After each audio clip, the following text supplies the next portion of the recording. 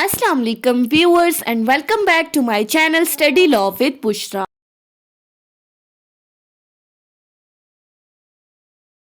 So in today's video we are going to discuss section 22 of Specific Relief Act 1877. But before starting the discussion, I request you all to please subscribe to my channel and don't forget to press the bell icon for latest updates. Do share this video with your friends and don't forget to comment your feedback. So let's move towards the discussion. Section 22 of Specific Relief Act deals with the topic of discretion as to decreeing specific performance. अब इस section को समझने से पहले ज़रूरी है कि इसके टाइटल को समझ लिया जाए। सो इसका टाइटल क्या बात करता है? डिस्क्रिशन के बारे में बात कर रहा है। वो डिस्क्रिशन जिसको यूज़ करते हुए कोर्ट किसी भी सूट को डिक्री करती है फॉर स्पेसिफिक परफॉर्मेंस, यानी किसी सूट की स्पेसिफिक परफॉर्मेंस की जो डिक्री ग्रांट करती है उसकी डिस्क्रिशन के बारे में बताया गया है कि वो जो कोर्ट की पावर है वो टोटली डिस्क्रिशनरी पावर्स है that depends upon the discretion of the court. Court चाहे तो किसी सूट की स्पेसिफिक परफॉर्मेंस ग्रांट कर सकती है और ना चाहे तो किसी भी सूट की डिक्री ग्रांट नहीं करेगी। सो सेक्शन क्या कहती है? The jurisdiction to decree specific performance is discretionary. अब यहां पर यह बात क्लियर कट लिख दी गई है कि कोर्ट की वो पावर जिसके तहत उसने स्पेसिफिक परफॉर्मेंस की डिक्री ग्रांट करनी है दैट इज टोटली डिस्क्रिशनरी।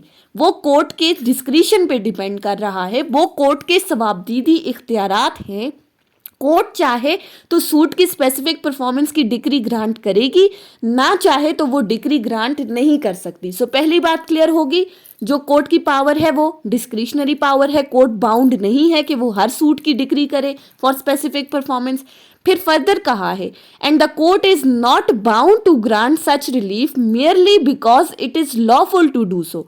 और कोर्ट बाउंड नहीं है कि वो किसी केस में relief in the form of the decree for specific performance grant करे जस्ट बिकॉज कि वो लॉफुल है, यानी कि लॉफुली सूट को डिक्री किया जाना चाहिए तो कोर्ट उस लॉफुली होने की बेसिस पे उसकी स्पेसिफिक परफॉर्मेंस करवा दे। ऐसा नहीं है, कोर्ट बाउंड नहीं है, कोर्ट पर किसी किस्म की कोई मैंडेटरी पावर्स नहीं है। शेल का वर्ड यूज नहीं हुआ बल्कि सिंपली कह दिया है कि डिस्क्रिशन है, टोटली डिपेंड करता है कि वो चाहे तो करे, ना चाहे तो वो ना करे। लेकिन साथ ही इस डिस्क्रिशन के बारे में कह दिया है लेकिन the discretion of the court is not arbitrary but sound and reasonable. Means to say कि कोर्ट की जो डिस्क्रिशन है for granting the decree for specific performance वो आर्बिट्रेरी नहीं है, यानी कोर्ट ने अपनी मनमानी नहीं करनी, इंडिपेंडेंटली उसने ये नहीं देखना, बल्कि अगर उसने किसी सूट की स्पेसिफिक परफॉर्मेंस की डिक्री ग्रांट नहीं की तो उसके लिए उसने रीजंस बतानी है, उसने वजूहात बतानी है कि किन बेसिस पे उसने इस सूट की स्पेसिफिक परफॉर्मेंस की डिक्री ग्रांट नहीं की। और जो रीजंस कोर्ट बताएगी that reasons should be based upon the logic, वो लॉजिकल रीजंस होनी चाहिए। फिर साथ ही फर्दर इस सेक्शन में बता दिया गया है guided by judicial principles and capable of correction by a court of appeal. अब ये जो रीजनेबल और साउंड की बात कर दी गई है, यानी कि जब कोर्ट लॉजिकल रीजनिंग देगी, लॉजिक बेस्ड रीजंस जब बताएगी, that should be guided by the principle set by the higher court. उन प्रिंसिपल की बेसिस पे कोर्ट ने रीजंस बतानी है कि अगर वो किसी सूट की स्पेसिफिक परफॉर्मेंस की डिक्री ग्रांट नहीं कर रही तो उसके पीछे रीजंस क्या हैं। That reasons should be based upon the judicial principles that are set by the higher court. उन हायर कोर्ट्स के असूलों के मुताबिक, उन असूलों को देखते हुए उसने अपनी रीजंस रिकॉर्ड करवानी है। मतलब क्या हुआ कि डिस्क्रिशन तो है लेकिन उस डिस्क्रिशन के साथ भी कुछ रिस्ट्रिक्शंस लगा दी गई हैं। सो अभी तक सेक्शन 22 ने क्या कहा कि कोर्ट की जो जुरिस्डिक्शन है वो डिस्क्रिशनरी है, सिर्फ इस बेसिस पे वो डिक्री ग्रांट नहीं करेगी कि लॉफुली उसको स्पेसिफिक परफॉर्मेंस ग्रांट करनी चाहिए। फिर थर्डली कहा कि डिस्क्रिशन आर्बिट्री नहीं होनी चाहिए बल्कि साउंड और रीजनेबल होनी चाहिए, that should be based upon the logic. और फिर चौथी बात कही कि वो जो लॉजिकल रीजंस होंगी that should be guided by the principle set by the higher court. उन प्रिंसिपल्स की बेसिस पे उसने लॉजिकल रीजंस रिकॉर्ड करवानी है। अब फर्दर इस सेक्शन में चले जाएं तो इसमें हमें दो तरह के केसेस बताए गए हैं, दो तरह की सिचुएशंस बताई गई हैं, जिनमें पहली सिचुएशन के अंदर तो कोर्ट ने अपनी डिस्क्रिशन को यूज करने हुए स्पेसिफिक परफॉर्मेंस की डिग्री ग्रांट नहीं करनी। फिर दूसरी सिचुएशन है जहां पर वो अपनी डिस्क्रिशन को यूज करते हुए किसी भी केस के अंदर स्पेसिफिक परफॉर्मेंस की डिग्री ग्रांट करेगी। अब इन दोनों सिचुएशंस को वन बाय वन हम एग्जांपल्स के साथ डिस्कस करेंगे तो आपको ज्यादा क्लियर हो जाएंगे। सो पहली बात, वो सिचुएशन जहां पर वो स्पेसिफिक परफॉर्मेंस की डिग्री ग्रांट नहीं करेगी। अब वो पहली सिचुएशन कौन सी है?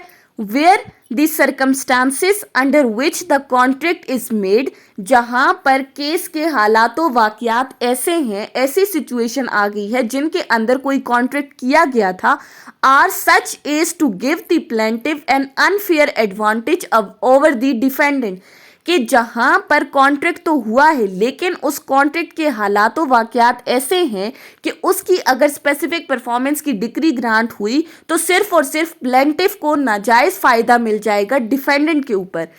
Although there may be no fraud or misrepresentation on the plaintiff's part, दो कि इस केस के अंदर प्लेंटिफ की तरफ से किसी भी किस्म की कोई भी फ्रॉड या मिस रिप्रेजेंटेशन नहीं हुई, फिर भी प्लेंटिफ को जो है वो डिफेंडेंट के ऊपर किस तरह नाजायज फायदा दिया जा रहा है कि कॉन्ट्रैक्ट की नेचर ही इसी तरह से, कॉन्ट्रैक्ट को अगर देखें तो वो ऐसे हालात में बना है जहां पर सरासर जो फायदा है वो सिर्फ और सिर्फ मुद्दई को मिल रहा है और वो जो फायदा है वो नाजायज किस्म का फायदा है जो उसे नहीं मिलना चाहिए। ऑल्दो के प्लेंटिफ के पार्ट पर किसी भी किस्म का कोई भी धोखा या किसी भी किस्म की कोई भी मिस रिप्रेजेंटेशन नहीं की गई।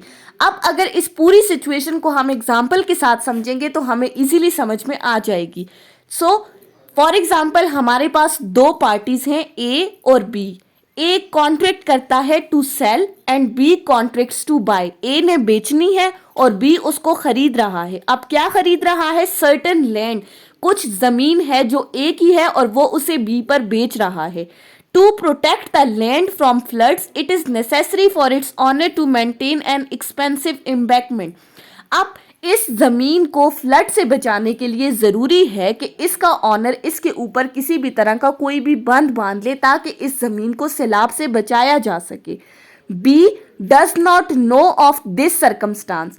अब इस चीज के बारे में बी को कुछ भी पता नहीं है, यानी कि अगर उस जमीन पर बंद ना बांधा गया तो सैलाब से वो जमीन तबाह हो जाएगी। बी को इस चीज के बारे में कुछ भी नहीं पता। And A conceal it from him, और ए क्या करता है? इस बात को बी से छुपाता है वाइल मेकिंग द कॉन्ट्रैक्ट। अब यहां पर ए ने कंसीलमेंट की है, किसी किस्म का कोई फ्रॉड या मिस रिप्रेजेंटेशन नहीं की। अब ये जो फ्रॉड और मिस रिप्रेजेंटेशन के दरमियान का डिफरेंस है ये हमने कॉन्ट्रैक्ट एक्ट 1872 में जब पढ़ा तो हमने डिटेल में डिस्कस किया था। तो यहां पर क्या है? यहां पर कंसीलमेंट है। So the specific performance of the contract should be refuse to A. अब अगर ए इस सूट को कोर्ट में लेके जाता है for the purpose of the specific performance, तो उसकी स्पेसिफिक परफॉर्मेंस को रिफ्यूज कर दिया जाएगा, उसकी सूट को डिसमिस कर दिया जाएगा क्योंकि उसने कंसीलमेंट की है। अगर ए की स्पेसिफिक परफॉर्मेंस की डिग्री ग्रांट हो जाती तो सिर्फ और सिर्फ ए को फायदा होता, बी को किसी भी तरह का कोई भी फायदा ना होता। सो पहली सिचुएशन जहां पर इसने अपनी डिस्क्रिशन को यूज करते हुए स्पेसिफिक परफॉर्मेंस की डिग्री ग्रांट नहीं करनी, वो ऐसी है कि जहां पर सिर्फ और सिर्फ फायदा प्लेंटिफ का है। अब दूसरी सिचुएशन पर आ जाते हैं। दूसरी सिचुएशन इस सेक्शन के अंदर क्या बताई गई है?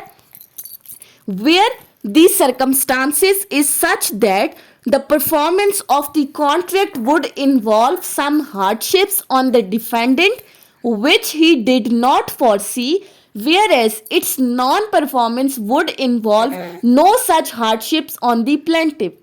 कि जहां पर कॉन्ट्रैक्ट दोनों पार्टीज के दरमियान ऐसा हुआ है कि अगर उस कॉन्ट्रैक्ट की स्पेसिफिक परफॉर्मेंस करा दी जाती तो सिर्फ और सिर्फ नुकसान जो था वो डिफेंडेंट का था, मतलब कि डिफेंडेंट को ज़्यादा मुश्किलात का सामना करना पड़ता।